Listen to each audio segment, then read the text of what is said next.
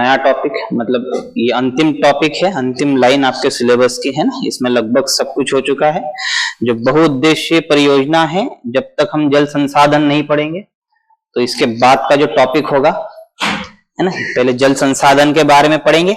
जल संसाधनों में हमें देखना है कि जल के स्रोत कौन कौन से है, जल का वितरण कैसा है, जल से संबंधित क्या क्या समस्याएं हैं, ठीक है, इनका निराकरण कैसे करना है, जल के दुर्लभता के कारण या जल की कमी है, हमें पढ़ना क्यों पड़ रहा है, क्योंकि जल, ये देखिए पहली लाइन में क्लियर हो रहा है यहाँ पर जल संसाधन में जो मैंने लिखा है, जल प्रचुर मात्रा में पाया जाने वाला सीमित संसाधन है, ठीक है। मतलब यहाँ पे प्रचुरता भी शब्द आ रहा है और सीमित भी आ रहा है, मतलब पड़ा तो बहुत है जल हमारे पृथ्वी पे, ठीक है भाई। अगर अंतरिक्ष से देखा जाए तो नीला ग्रह कहा जाता है, क्योंकि जल है, जल ही जीवन हमारे यहाँ पे नारा दिया जाता है, क्योंकि जल के बिना कुछ भी नहीं। भोजन द्वितीयक है, भोजन तो द्वितीयक है ना, क्योंकि भोजन बनेगा तभी जब जल रहेगा, क्योंकि जल के माध्यम से जो है प्रकाश संश्लेषण की क्रिया होगी और उत्पादक वर्ग जो है वो उत्पादित करेंगे, इसलिए जल को ही जीवन कहा गया है।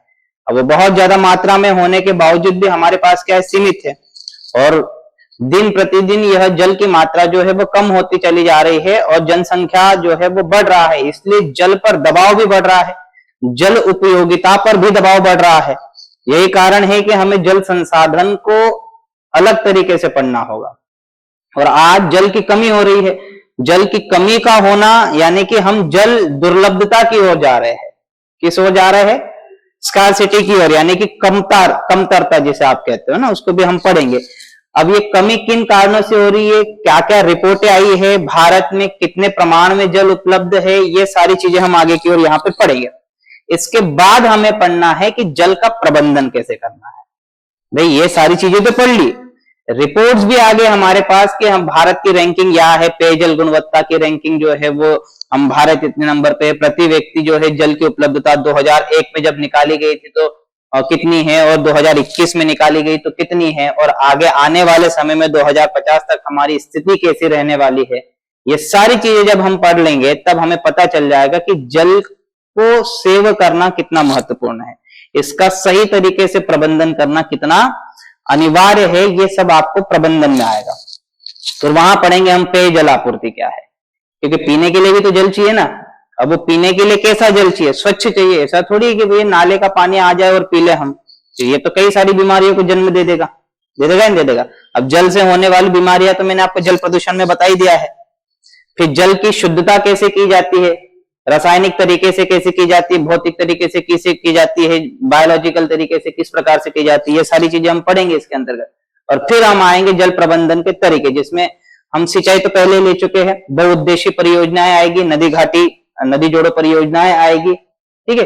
अब वो केंद्र आधारित है, राज्य आधारित है, वो हम देखेंगे। संवैधानिक प्रावधान क्या है जल को लेकर, ये सारी चीजों को हम पढ़ेंगे। और प्रमुख जो योजनाएं हैं जल से संबंधित है ना, हर घर जल वगैरह जो है, ये सारी परियोजनाओं को हम, योजनाओं को हम, है ना, कार्यक्रमों को हम आगे की ओर लेंगे और इस टॉपिक को एंड करेंगे।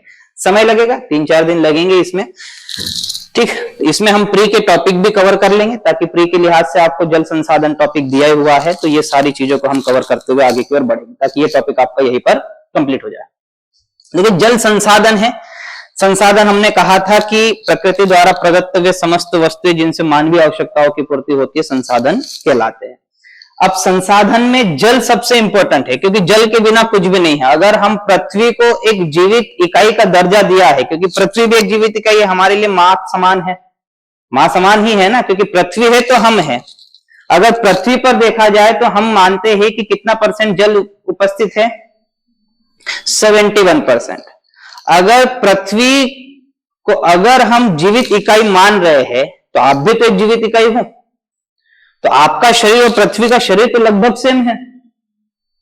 अगर पृथ्वी के शरीर में 71% अगर जल है, तो आपके शरीर में भी लगभग 80% जल है या नहीं है? तो है। अगर हमें जीवित रहने के लिए जल की आवश्यकता है, तो पृथ्वी भी सोचेगी कि भैया मुझे भी अगर जिंदा रखना है तो जल को सुरक्षित रखना होगा। अगर हम पृथ्वी को अगर एक जीवित इकाई मान रहे हैं, तो इसमें हमें देखना होगा कि वितरण कैसा है। सबसे पहले तो हम ये देख लेते हैं कि जल प्रचुरता में पाया जाने वाला एक दुर्लभ संसाधन है, मैंने अभी कहा कि दुर्लभ है। दुर्लभ इसलिए है क्योंकि अगर हम संपूर्ण पृथ्वी को, अगर यहां देखें, हम संपूर्ण पृथ्वी तल के क्षेत्रफल को हम कितना मान रहे हैं, 51 करोड़ वर्ग किलोमीटर है, जिसमें 36.17 वर्ग किलोमीटर क्षेत्र पर जल ही जल विद्यमान है। इस जलीय भाग में महासागर, सागर, झीलें व नदियां शामिल, ठीक है ना। लगभग हम कितना मान रहे हैं, 71%। अगर 51 करोड़ वर्ग किलोमीटर अगर हम मान रहे हैं, इतना क्षेत्रफल अगर मान रहे हैं, तो उसमें से लगभग अगर हम देखें तो 36.17 करोड़ वर्ग किलोमीटर पर क्या है, जल है, जिसमें क्या आ जाएगा, जल के सारे स्रोत। तो जल का सबसे बड़ा स्रोत क्या है ना, महासागर है। अब महासागरों में ही इसको अगर उप विभागों में बांट दिया जाए तो सागर भी आ जाएगी, खाड़ियां भी आ जाएगी, और आंतरिक भाग में अगर देखें तो नदियां, झीलें, ग्लेशियर, ये सारी चीजें क्या है, जल के स्रोत है। इन सभी को मिलाकर अगर हम कहें तो हमारे कितना है, 36.17 करोड़ वर्ग किलोमीटर पर जो है बहुत जल क्षेत्र जो है मौजूद है। अगर हम पृथ्वी की कुल सतह के कुल क्षेत्रफल के अधिकतम भाग अर्थात 71% भाग पर जल का विस्तार है, अतः पृथ्वी को क्या कहा जाता है, जलीय ग्रह भी कहा जाता है। क्या कहा जाता है, जलीय ग्रह। ऐसा हमारे सौर मंडल में और किसी ग्रह में नहीं है, हो सकता है कहीं और हो जो हमें यहां से नहीं है। एलियन देख रहे होंगे तो कह रहे होंगे कि कितना सुंदर ग्रह है, यहाँ पे जल ही जल है ना, फिर भी लोग समझ नहीं रहे, कितने बेवकूफ है। हमारे यहाँ होता तो हम समझ जाते, कहने का तात्पर्य, ठीक है। तो भूतल पर जितना भी जल उपलब्ध है उसका 97% कहां पर है, लगभग 97.5 भी बोला जाता है, 97% भी बोला जाता है, लगभग यहां पर है। 2% भाग लगभग हिम के रूप में है, और शेष 1% क्या है, ताजे जल के रूप में है, यानी कि पीने योग्य जल के रूप में है। अब यहां से प्रश्न पूछा जा सकता है, प्री से भी पूछा जा, प्री में भी पूछा जा सकता है, और मेंस में भी 2-2 मार्क्स के क्वेश्चन बन सकते हैं। तो क्वेश्चन पूछा जाता है कि पृथ्वी के कुल सतह तक कितने भूभाग पर, कितने क्षेत्रफल पर जो है वह जल विद्यमान है। तो 36.17 करोड़ वर्ग किलोमीटर क्षेत्र पर क्या है, जल विद्यमान है, जिसके प्रमुख स्रोत क्या है, महासागर, सागर, झीलें, नदियां, ग्लेशियर, ये सारे क्या है, प्रमुख जल के स्रोत है। अब कितने क्षेत्रफल पर अगर परसेंटेज में पूछा जाए, ये तो हम बचपन से पढ़ते आ रहे हैं, है ना। 71% भाग अगर आप पहले दूसरे के जो बालक होंगे उनसे पूछेंगे तो आपसे बेहतर बता पाएंगे। बता पाएंगे, हम बता पाएंगे। क्यों बता पाएंगे, क्योंकि उनको प्रोजेक्ट दिया जाता है, और माताएं बहुत अच्छी तरीके से पहचानती कितना हो सकता है ना। पुरुष वर्ग तो नहीं जानते, क्योंकि मैं आज तक प्रोजेक्ट नहीं बनाया। बनाना है तो बनाओ, नहीं बनाना तो मत बनाओ, ऐसे ही भेज दो, कौन से मार्क्स कटने वाले हैं। और कट भी जाए तो ए की जगह डी ग्रेड मिल जाए। सही है नहीं? एक तो छुट्टियां उनको 5 दिन की लगती है, कभी कभार, है ना, दिवाली की छुट्टियां लगती है ना, क्रिसमस की लगती है, और बीच बीच में आते रहते 2-4 दिन की, है ना, छुट्टियां रहती, उनको भी शांति नहीं। अच्छा, वो स्कूल से ऐसा मैसेज आ जाता है कि भाई ये प्रोजेक्ट तैयार करके लाना है। अरे छुट्टियां, एक तो वो एंजॉय करेंगे, और वो बेचारी माताओं को जो है काम पे लगा देंगे कि एक तो खुद नहीं करते, खुद स्कूल में करवाएंगे नहीं प्रोजेक्ट, और घर पे दे देते हैं माताओं को परेशान करने के लिए, ये प्रोजेक्ट बना, फलाना बना, लिमका बना, डिमका बना। अरे यार, छुट्टी के दिन एंजॉय करने दो, बालकों के दिन, ठीक है ना। तो इतना नहीं करना चाहिए, थोड़ा बहुत, है ना। वो बच्चों को भी, बच्चों को तो छोड़ो, बच्चों को तो मिल ही जाता है। बच्चे आज तक एक प्रोजेक्ट नहीं कंप्लीट करते। कभी किए आपके घर में छोटे बालकों को प्रोजेक्ट दिए है आपके यहाँ पे छोटे बालक है, प्रोजेक्ट देते हैं स्कूल से? अरे हाँ नहीं, कुछ तो बोलो। हाँ तो वही तो बोल रहा हूं मैं, कौन बनाता है? आप लोग ही बनाते हो। हाँ तो बनाओ, बहुत अच्छी बात है। मैं तो छोड़ देता हूँ, बनाना है बनाओ, नहीं बनाना है, हाँ मैं इतना है कि लेके आके लाके दे सकता हूँ भाई। मैं आता हूं उधर से तो फिर मैं मार्केट से आपको साहित्य लाके दे सकता हूं, बाकी आपकी इच्छा। वेयर इज अर्थ वाटर, है ना। अब समझना है, ये यूएस जियोलॉजिकल सर्वे वाटर साइंस स्कूल की जो रिपोर्ट है, ठीक है, 1993 वाटर इन क्राइसिस, ये इनके अनुसार जो रिपोर्ट बनाई गई है, उस रिपोर्ट के अनुसार ये एक इमेज आपको दिया जा रहा है जो आपको बता रहा है, बड़े सिंपल तरीके से बता रहा है कि हमारे पृथ्वी पर ये 100% जल उपलब्ध है। कितना है? ये 100% अगर जल उपलब्ध है, अगर संपूर्ण जल को अगर मान लो, जो 71% भाग में जो दिया हुआ जो 100% जल है, उस 100% जल में से याद रखना है कि ये जो मिलकर बना रहा है, ये जो आपको ग्रीन पार्ट दिखाई दे रहा है, ये ग्रीन पार्ट में 96.5 जो है वो ओशन है जिसमें खारा पानी है, और इसमें अगर हम 0.9% अगर हम ऐसे पानी को मान ले कि जिसमें लवणता सबसे ज्यादा है, ठीक है, इसमें सैलिनिटी सबसे ज्यादा है, लवण बहुत ज्यादा प्रमाण में मौजूद है, तो 0.9% कितना है 0.9%। अब 0.9% यहां पर है और ये 96.5% अगर मान लिया जाए तो इन दोनों को मिलाकर कुल कितना बन रहा है 97.5। तो हमारे यहां पे समुद्र में जल की उपलब्धता कितनी है 97.5% है। कितना है कुल 97.5% है, और ये 97.5% जल जो है वो किसी उपयोग के लायक नहीं है, फिलहाल तो नहीं कर रहे हैं, क्योंकि सैलिनिटी वाला जल हम सिंचाई के लिए उपयोग नहीं कर सकते, उद्योगों में उपयोग नहीं कर सकते हैं। जहां पर पीने के लिए पानी नहीं है, अरब वगैरह जो देश है वहां पर ये समुद्र के पानी को निकालकर शुद्ध पानी में कन्वर्ट करके पेयजल के रूप में इस्तेमाल करते हैं, लेकिन वहां पर ये खर्चीला होता है, इसलिए पानी वहां पर खरीद कर पिया जाता है, वहां पर कपड़े आसानी से धोने नहीं दिए जाते हैं, ठीक है, यूज एंड थ्रो वाला सिस्टम चलता है। हमारे यहाँ नहीं है ना, हमारे यहाँ नदियां है, बहुत सारी नदियां है, लेकिन हम अब पानी का महत्व उन लोगों को पूछो, अरब के लोगों को कितना है, वो बूंद बूंद बचाते रखते हैं। पानी का महत्व हमारे भारत में भी राजस्थान वालों से पूछ लो जो सुदूर पश्चिमी क्षेत्र इलाके में रहते हैं, जैसलमेर बाड़मेर के बहुत सुदूरवर्ती क्षेत्र में निवास कर रहे हैं, विदर्भ के क्षेत्र में निवास कर रहे हैं, बुंदेलखंड के क्षेत्र में निवास कर रहे हैं, इन क्षेत्रों में याद रखना है पानी की महत्ता बहुत ज्यादा है। हमारे यहां मिल रहा है तो हमें उसका महत्व नहीं पता है, ठीक है।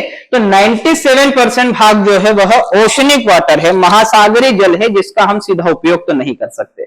अब जो उपयोग करने वाला जो परसेंटेज पानी है फ्रेश वाटर, जिसको हम पी सकते हैं, औद्योगिक क्षेत्र में इसका उपयोग कर सकते हैं, अन्य क्षेत्र में है ना सिंचाई के क्षेत्र में जो है उपयोग कर सकते हैं, घरेलू क्षेत्र में हम जब उपयोग कर सकते हैं, तो वो जल की मात्रा हमारे पास कितनी है महज 2.5, और इस 2.5% पर दुनिया की 8 अरब आबादी जो है वो आश्रित है।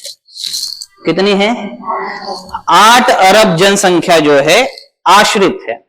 अब 8 अरब जनसंख्या जो आश्रित है इस 2.5 वाटर पे, उसमें भी मैं आपको बता दूं, अगर हम फ्रेश वाटर को इस 2.5% को अगर 100% मान ले, भाई पीने योग्य पानी हम जितना भी है हमारे लिए वो 100% है, 2.5% को हम कितना मानेंगे 100%। अब इस 100% को भी अगर मैं डिवाइड कर दूं तो इसमें से सबसे ज्यादा 68.7% ग्लेशियर के रूप में है, और ये ग्लेशियर की सर्वाधिक मात्रा उत्तरी ध्रुव और दक्षिणी ध्रुव पर है। अब ये भी गया 2.5% में भी लगभग 70% के आसपास, मान लेना 2/3 मान लो। अब 2/3 जल तो ग्लेशियर्स पर है।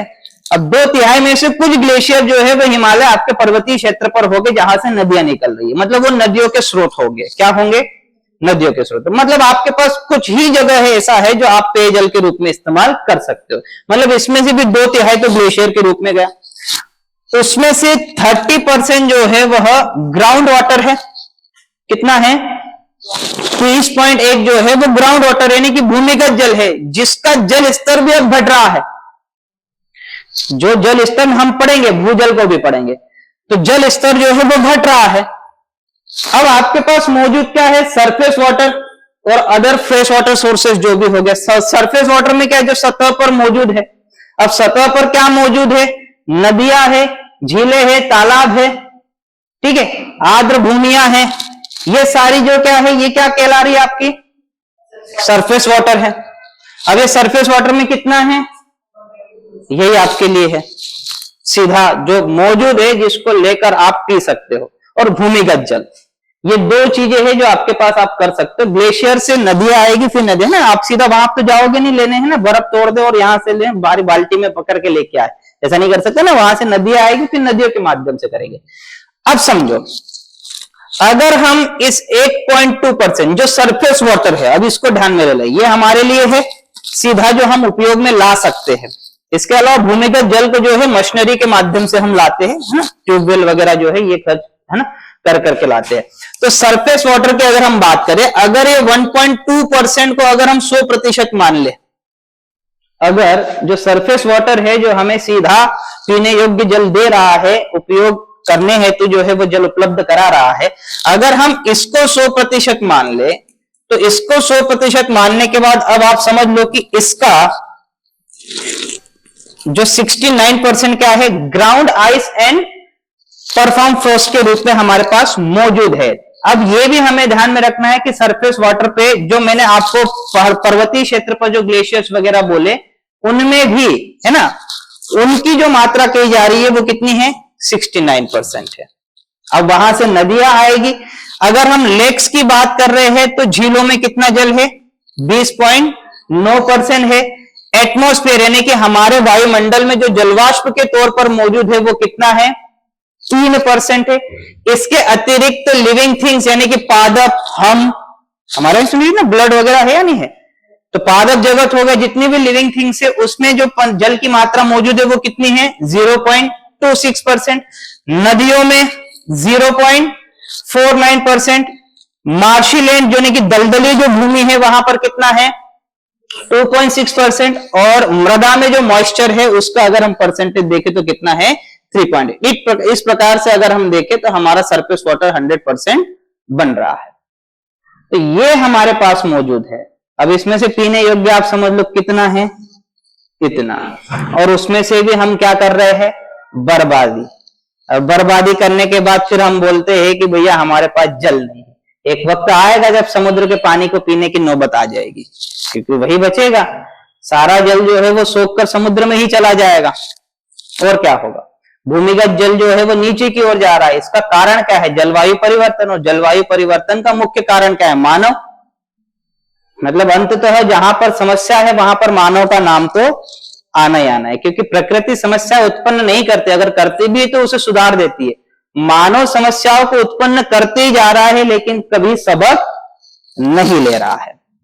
ठीक है, आपको क्वेश्चन पूछा जा सकता है, 2 मार्क्स में क्वेश्चन पूछा जाता है, जल के प्रमुख स्रोत क्या है। तो पेयजल की अगर हम बात करें तो जल का प्रमुख स्रोत क्या है हमारे पास, वर्षा जल। वर्षा जल आएगा तो सभी जगह पर पहुंचेगा, नदियों में पानी आएगा, वो पानी जो है वो घर घर तक पहुंच सकता है। भूतल में पाया जाने वाला जल जो नलों, नलकूपों तथा कुओं के माध्यम से हमें प्राप्त होता है। इसके अतिरिक्त झील, तालाबों को भी जलीय स्रोत कहा जाता है। और सबसे ज्यादा सागर, खाड़ी तथा महासागर का जल, लेकिन वह लवणीय होता है, उसका सीधा उपयोग हम नहीं कर सकते। समस्त प्राकृतिक जल का अधिकांश भाग क्या है, यही है, महासागरों में स्थित जल है, जो हमने 97.5% के रूप में देखा है। मानव जीवन के लिए जल का महत्व क्या है, मुझे नहीं लगता है कि ये टॉपिक मुझे पढ़ाने की आवश्यकता है, और मुझे ये भी नहीं लगता है कि आपको किसी प्रकार से पढ़ने की आवश्यकता है। अगर सीधा जा रहे हो आप, ये क्वेश्चन आता है कि मानव जीवन के लिए जल का महत्व क्या है, तो लिख लोगे। 3 पेज बोले तो 3, 10 पेज बोले तो 10। ठीक, क्योंकि जल दुर्लभता पर आपका निबंध भी आ सकता है। आपका पेपर ही ना, कौन सा पेपर है ये तो पता है ना कौन सा है, आखिरी पेपर आपका निबंध का होगा, तो उसमें जल दुर्लभता आ सकता है, या जल का महत्व आपको पूछा जा सकता है। तो ये तो मन से लिखने वाली चीजें है। मानव जीवन के लिए क्यों जरूरी है, खाने के लिए भैया। सबसे पहले मानव अगर जिंदा रहेगा तो भोजन के माध्यम से, और भोजन कहां से आएगा, वनस्पति जगत से आ जाएगा। और अगर वनस्पति जगत से आ रहा है तो वनस्पति को खाना बनाने के लिए जल की आवश्यकता तो होगी नहीं होगी। और जल होगा तो प्रकाश संश्लेषण की क्रिया होगी, और प्रकाश संश्लेषण की क्रिया होगी तो ऑक्सीजन मिलेगा, ऑक्सीजन मिलेगा तो फिर तुम जिंदा रहोगे। क्यों, क्योंकि पादपों से जो खाना खा रहे हो ना, पादप एक प्रकार से हमारी आवश्यकताओं को पूरा नहीं कर रहे। समझो बात को, पादपों से आपको प्राथमिक तौर पर खाना मिल रहा है, वो खाना आपके शरीर में जा रहा है। क्या आपको लगता है कि खाना आपके शरीर में जाने से ऊर्जा मिल जाएगी, नहीं। इसको क्या करना पड़ेगा, ऑक्सीडेशन की प्रोसेस होगी, विखंडन की प्रक्रिया आपके माइटोकॉन्ड्रिया पे होगी, ऑक्सीजन के प्रेजेंस में होगी नहीं होगी। अब वो ऑक्सीजन कौन दे रहा है, पेड़ पौधे दे रहे हैं। मतलब खाना तो दे ही रहे हैं, आपके शरीर में ऊर्जा को निर्मित करने के लिए भी वो ऑक्सीजन दे रहे हैं। तो जल की आवश्यकता तो होगी, क्योंकि पादप जगत अगर खाना बनाएंगे तो हमें जल मिलेगा। मिलेगा नहीं मिलेगा? मिलेगा। दूसरा, शरीर के अत्यंत महत्वपूर्ण अवयव जैसे हृदय, मस्तिष्क आदि को जल से बने द्रव का एक वॉकल जो होता है, जो संरक्षण कवच जो होता है, वो संरक्षण प्रदान करता है। हमारी आंख पढ़े हो ना, आंख का स्ट्रक्चर पढ़े हो, काचाभ, नेत्राभ होता है नहीं होता है, एक खारा जल मौजूद होता है नहीं होता है। ये क्या कर रहा है? आपके आंखों को सुरक्षित रख रहा है। वैसे ही हृदय होता है, सारे शरीर के अंग जो होते हैं वो एक लिक्विड के माध्यम से कवर्ड होते हैं जो उन्हें सुरक्षा प्रदान कर रहे हैं।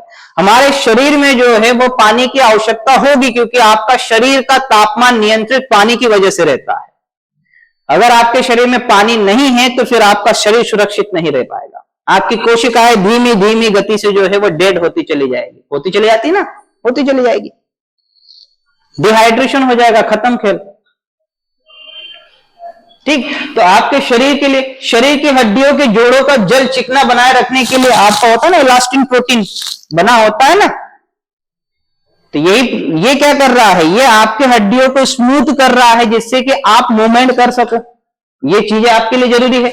शरीर के भीतर जल एक महत्वपूर्ण संचार माध्यम का कार्य करता है। आपके शरीर से हार्मोन्स वगैरह जो बहते हैं, सारे पोषक तत्व जो बह रहे हैं, वो एक स्थान से दूसरे स्थान पर कौन ले जा रहा है? ब्लड। और ब्लड का अधिकांश भाग क्या है? जल, जल ही है ना। शरीर में सारे पोषक तत्व भी जल के माध्यम से ही संचरित होते। शरीर के मलिन पदार्थ, पसीने, मल मूत्र को जल के माध्यम से ही बाहर निकाला जाता है, तो चाहे वो पसीने के माध्यम से हो, यूरिन के माध्यम से हो, या फिर अन्य मल के माध्यम से हो। आपके शरीर में जब तक पानी नहीं होगा, न तो यूरिन आएगी और न ही मल बाहर की ओर निकल पाएगा अच्छी तरीके से। तो डॉक्टर कहते हैं ना कि जल पियो। शरीर की गंदगी को निकालने के लिए जल को पीना अच्छा माना जाता है। आया समझ में? पक्का? कोई दिक्कत यहां तक? और फिर औद्योगिक क्षेत्र में है, ठीक है, पीने के लिए सीधा है, सिंचाई के लिए है, मत्स्य के लिए है, मनोरंजन के लिए है, परिवहन के लिए है, इसका उपयोग है या नहीं है? तो इन सारी जगह पर जो है यह मानव के लिए बहुत अनिवार्य है। ठीक, तो ये जल का महत्व है मानव जीवन के लिए, तो आपको यह बताना होगा। अब जल संसाधन के उपयोग वही चीजें हैं जो मैं अलग रूप से आपको बता रहा हूं कि जल संसाधन को या जल को हम किन किन क्षेत्रों में उपयोग करते हैं। कृषि क्षेत्र में, भारत की भी अगर हम बात करें, वैश्विक जगत की बात करें, तो जल का प्रमुख उपयोग सिंचाई के लिए किया जाता है। भारत के संदर्भ में अगर हम बात करें तो भारत की जलवायु कैसी है? मानसूनी है। और भारत की जलवायु अगर मानसूनी है तो हमारे यहां पर वर्षा काल लगभग 150 दिन के आसपास का रहता है।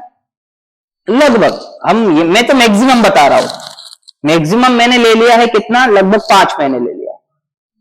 ठीक है, 3 5 15, 5 महीने तो नहीं रहता, लेकिन फिर भी हम मान के चलते हैं कि मैक्सिमम हम 150 दिन, बाकी के बचे फिर, है ना, बाकी के बचे दिनों में क्या होगा? बाकी के दिनों में पानी कहां से लाएंगे हम? बाकी के दिनों में पानी सिंचाई के माध्यम से खेतों तक पहुंचाया जाएगा। और विशेषकर रबी की फसलों के लिए सिंचाई की आवश्यकता तो होती है। इसलिए भारत की बढ़ती जनसंख्या और उनके खाद्य सुरक्षा को ध्यान में रखते हुए सिंचाई के क्षेत्र में जो है जल का उपयोग अनिवार्य है। बिना सिंचाई के हम उत्पादन नहीं ले सकते, इसलिए कृषि के क्षेत्र में हम जल का उपयोग करते हैं। औद्योगिक क्षेत्र, आज अगर हम देख रहे हैं औद्योगिक क्षेत्र में जहां पर कपड़ा उद्योग है वहां पर जल का सबसे ज्यादा उपयोग होता है, क्योंकि धुलाई के लिए, कलरिंग के लिए सबसे ज्यादा जल की आवश्यकता जो है वो कपड़ा उद्योग में ही लगता है। उसके बाद सारे जो है, ठीक, लौह इस्पात उद्योग आदि में जो है इसका काम चलते रहता है।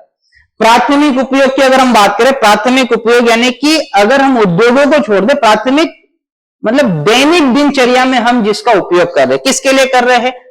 पीने के लिए, कपड़े धोने के लिए, नहाने के लिए, इसके लिए क्या है? जल की आवश्यकता है। तो प्राथमिक उपयोग दिनचर्या के कार्य हेतु, पीने, खाना बनाने, कपड़े धोने, स्नान, सफाई हेतु जो है जल की आवश्यकता होती है। मत्स्य में जो अगर हम बात करें, मत्स्य की अगर हम बात करें तो मछली पालन के लिए जल की आवश्यकता है नहीं है? तो ये मछली पालन में विश्व भर में उपयोग, भारत में अंतर्देशीय मत्स्य पालन में पोखर, ताल, तलैया में अत्यंत उपयोगी है, इसका उपयोग किया जाता है। मध्य प्रदेश जो है इसमें भी जो है आगे की ओर बढ़ रहा है मत्स्य के क्षेत्र में। शक्ति संसाधन के रूप में, शक्ति संसाधन यानी कि बिजली उत्पादन, आज अगर हम देखें तो मशीनरी जो रन हो रही है वो बिजली से ही हो रही है, और जल का उपयोग हम वहां पर किस रूप में कर रहे हैं? शक्ति संसाधन के, यानी कि हाइड्रो पावर जो है, पावर प्लांट जो है हम निर्मित कर रहे हैं। गांधी सागर हो गया, ओंकारेश्वर डैम हो गया, इन सारी चीज जगह से हम क्या कर रहे हैं? ज्यादा दूर की बात नहीं कर रहे। अभी हमारे यहाँ पे डैम बन रहा है छतरपुर में, बन रहा है नहीं बन रहा है? केन बेतवा लिंक के तहत मैंने बताया भी था, वहां से जो है विद्युत उत्पादन का कार्य भी किया जाएगा। 100 मेगावाट जो है जल विद्युत उत्पादन की क्षमता है वहां पर। तो जल का उपयोग विद्युत ऊर्जा के निर्माण के लिए भी किया जा रहा है। यह नवीकरणीय ऊर्जा का प्रमुख स्रोत है। नवीकरणीय है ना, इसका नवीनीकरण किया जा सकता है। इसके लिए कई परियोजनाओं का निर्माण किया गया है, जैसे नर्मदा घाटी परियोजना, भाखड़ा नांगल है, ये सारी परियोजनाओं का निर्माण किया जाता है। डैम बनाया जाता है, डैम के माध्यम से टरबाइन को घुमाया जाता है, और टरबाइन घूमेगा तो जनरेटर घूमेगा, जनरेटर से फिर इलेक्ट्रिसिटी पैदा होगी। ठीक है। परिवहन के क्षेत्र में वर्तमान में जल का उपयोग परिवहन के क्षेत्र में भी किया जा रहा है। यह एक सस्ता और पर्यावरण की दृष्टि से उपयुक्त है। भारत में इसके लिए राष्ट्रीय परिवहन मार्ग जो है वह बनाए जा रहे हैं। ठीक है। 116 जलीय मार्ग जो है वो हमारे यहाँ पे प्रस्तावित है, जिसमें से 5 पे जो है वो कार्य जो है पूर्ण लगभग हो चुका है, और हम उसका उपयोग भी कर रहे हैं। नेशनल वाटर हाईवेज 1, 2, 3, 4, 5, 6 है ना, भी बन चुका है। तो ऐसे 116 जो है बनाए जा रहे हैं। 111 नवीनतम अभी घोषणा हुई थी, और पहले के 5 जो है वह वैसे के वैसे उसमें शामिल किए गए हैं। तो परिवहन के क्षेत्र में भी याद रखना है, जल संसाधन के उपयोग है। अब जल संसाधनों के उपयोग की समस्या क्या है? पहली, जल प्रदूषण हमारे यहां पर यह बहुत बड़ी समस्या है, क्योंकि अगर हम आज देखें तो जल का घरों तक पहुंचाने का सबसे बड़ा माध्यम जो है वो नदियां है। नदियां है या नहीं है? और नदियों में ही जल क्या है? प्रदूषित हो रहा है। तो ये सबसे बड़ी समस्या है। आपके यही पास में चले जाओगे तो एक नदी मिल जाएगी जो बहुत ज्यादा स्वच्छ दिखेगी आपको। ठीक है नाला, लेकिन हम नाला नहीं कह सकते ना, माता है हमारे लिए, वो भले ही खराब हमने किया हो। ठीक, चलिए। तो जल की अति दोहन की समस्या है ना, मतलब जल प्रदूषण एवं गुणवत्ता की हमारे सामने समस्या मौजूद है। जल के अति दोहन की समस्या विशेषकर पंजाब और हरियाणा।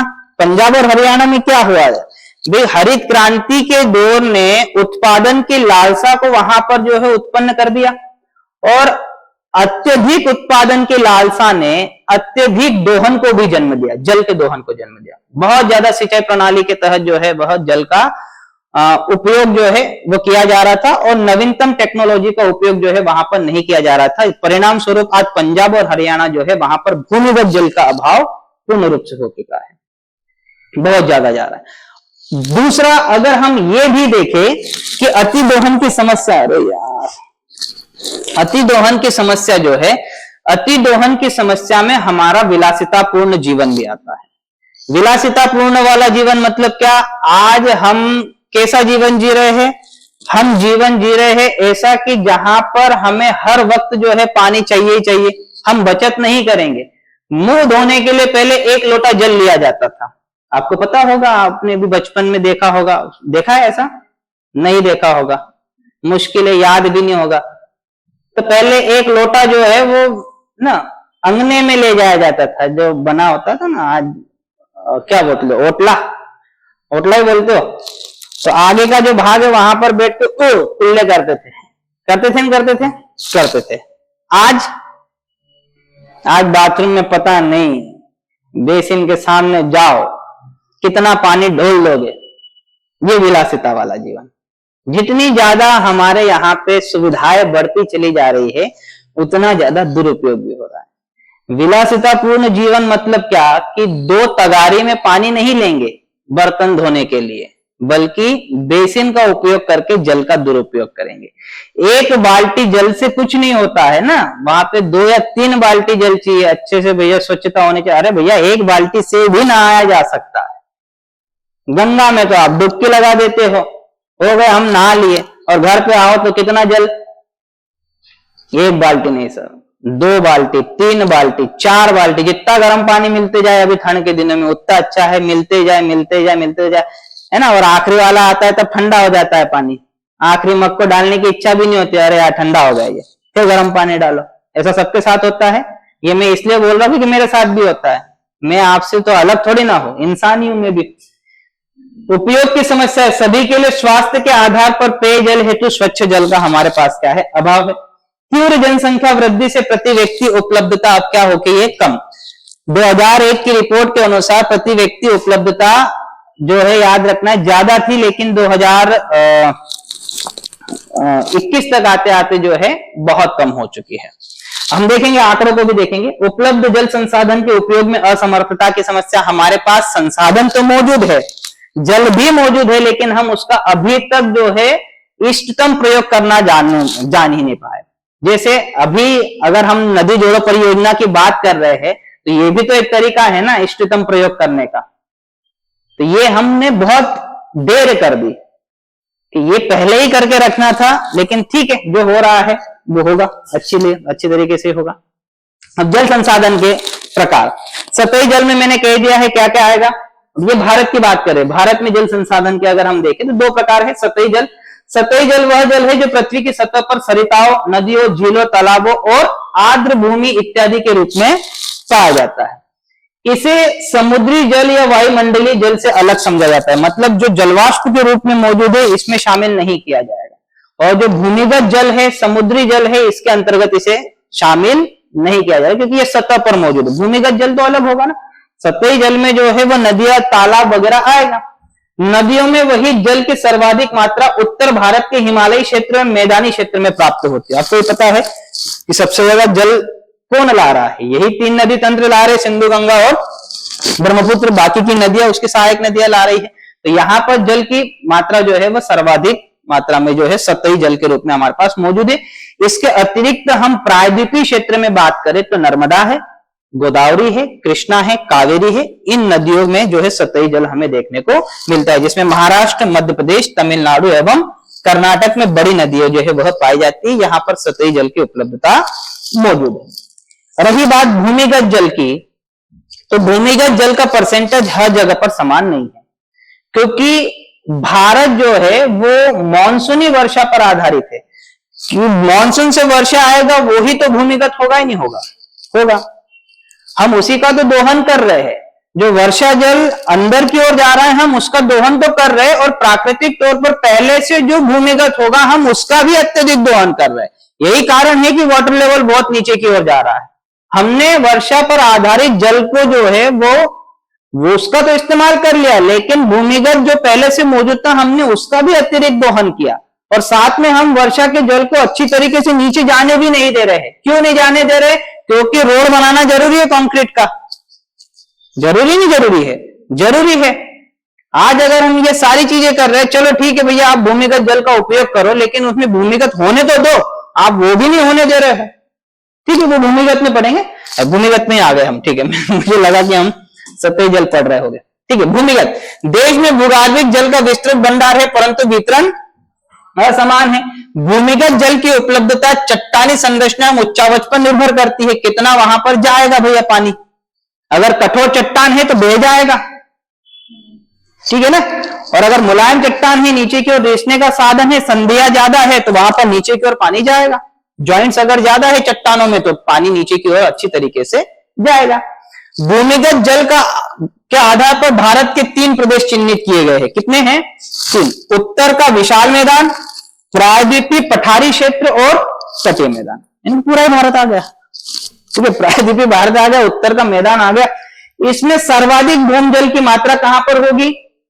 उत्तर के मैदान में। क्यों? क्योंकि वहां पर जलोढ़ मिट्टी है, कठोर चट्टानी संरचना नहीं है, इसलिए रिसाव भी अच्छी तरीके से होता है और साथ में नदियों का जल भी आ रहा है, तो ये भूमिगत होने के लिए काफी है। जबकि प्रायद्वीपीय भारत में कठोर चट्टानी संरचना के कारण वर्षा का जल जो आ रहा है नदियों में वह क्या कर रहा है? बहते हुए जा रहा है, वो ज्यादा रिच नहीं रहा है। इसलिए भूमिगत जल जो है यहां पर क्या हो रहा है? बहुत कम हो रहा है और उपयोग बहुत ज्यादा हो रहा है। इसलिए भूमिगत जो जल है उसका लेवल नीचे की ओर जा रहा है। भारत में भूमिगत जल क्षमता का मूल्यांकन केंद्रीय भूमिगत जल बोर्ड करता है। कौन करता है? ये याद रखना है। कौन कर रहा है? केंद्रीय भूमिगत जल बोर्ड करता है। और इसके अनुसार लगभग 3/4 भाग भूम जल का प्रयोग सिंचाई के लिए होता है, शेष भाग औद्योगिक एवं अन्य कार्यों के लिए इसका इस्तेमाल हो रहा है। इनकी ही रिपोर्ट के अनुसार, केंद्रीय भूमिगत जल बोर्ड की रिपोर्ट के अनुसार भूमिगत जल का सर्वाधिक उपयोग जो है वो कृषि क्षेत्र में किया जा रहा है, यानी कि 2/3 भाग जो है वह किसमें इस्तेमाल हो रहा है, कृषि कार्य में, और फिर बाकी जो है वह औद्योगिक कार्य में हो रहा है।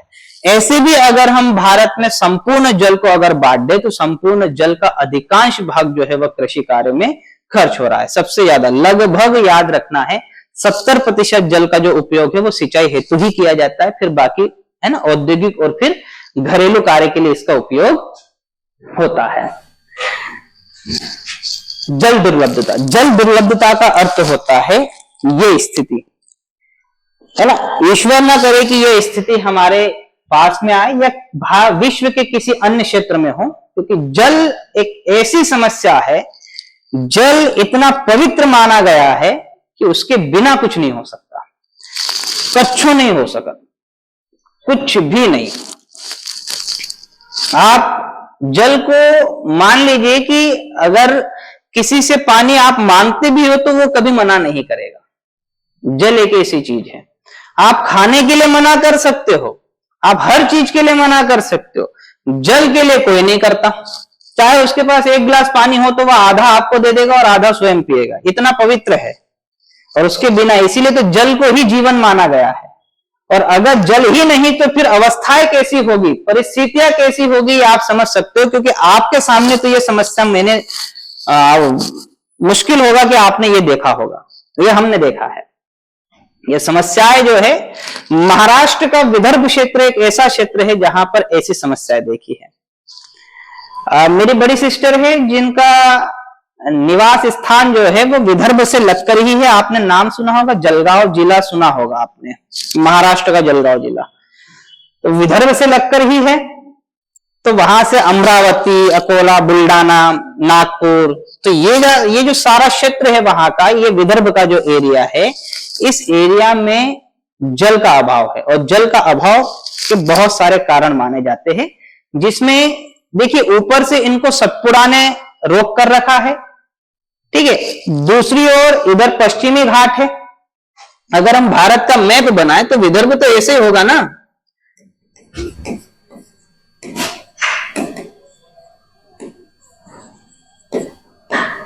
ये वाला, ये पश्चिमी घाट है, ये वाला विदर्भ है, यहां सतपुड़ा है। यहां से मानसून जा रहा है, ज्यादातर वर्षा यहां पर है, और ये विदर्भ तक पहुंचते पहुंचते आर्द्रता बहुत कम, वहां पर ज्यादा बारिश नहीं हो पाती। वह मुश्किल से जो है वो 40 से 50 सेंटीमीटर वहां पर वर्षा देखने को मिलती है। दूसरा, हमारे यहां से जो मानसूनी पवनें जो प्रवेश कर रही है वो सतपुड़ा की उस ओर ही वर्षा कर रही है, इस ओर नहीं है। अब इस ओर बुरहानपुर है, वो भी सूखा है हमारा, सतपुड़ा के इस साइड में, वहां पर भी ज्यादा जो है ये मानसूनी पवनें नहीं पहुंच पाती है, वर्षा नहीं हो पाती है। परिणाम स्वरूप जो है वहां पर वर्षा, सतही जल भी उपलब्ध नहीं है, और कठोर चट्टानी संरचना के कारण, इसका निर्माण भी जो है कठोर चट्टानी संरचना के कारण यहां पर रिसाव भी नहीं हो पाता, तो भूमिगत जल का भी अभाव है। इतनी गहराई में पानी है कि लोगों को याद रखना है कि कुओं से जो है वो पूरा 1 दिन लग जाता है, तब जाके जो है वो 1 बाल्टी पानी निकलता है। अब आप विचार कीजिए ऐसे पानी में, और ये इस प्रकार के पानी को ही पीते हैं, पीने के लिए पानी नहीं है, स्वच्छता वो कैसे करेंगे? पहले पानी तो आए, फिल्टर क्या करे उसको, फिल्टर में आधा पानी बर्बाद थोड़ी ना कर देंगे वो। तो इस प्रकार की समस्या है। तो जहां पर याद रखना है, किसी क्षेत्र विशेष में आपकी प्राथमिक आवश्यकताओं को पूरा करने के लिए भी जल उपलब्ध नहीं है, तो ऐसी स्थिति को हम क्या कहते हैं? जल दुर्लभता कहते हैं। क्या कहते हैं? जल दुर्लभता। समझ में आया? ये है, पीने के लिए पानी नहीं है, क्या करेंगे? ये ऐसी स्थिति आ रही है, ये जल दुर्लभता कि आपको दूर दूर की ओर जाना पड़ रहा है, दूर की ओर जाना पड़ रहा है। आया समझ में? पक्का? आगे की ओर बढ़े। अब इसके कारण क्या है? वर्षा की कमी,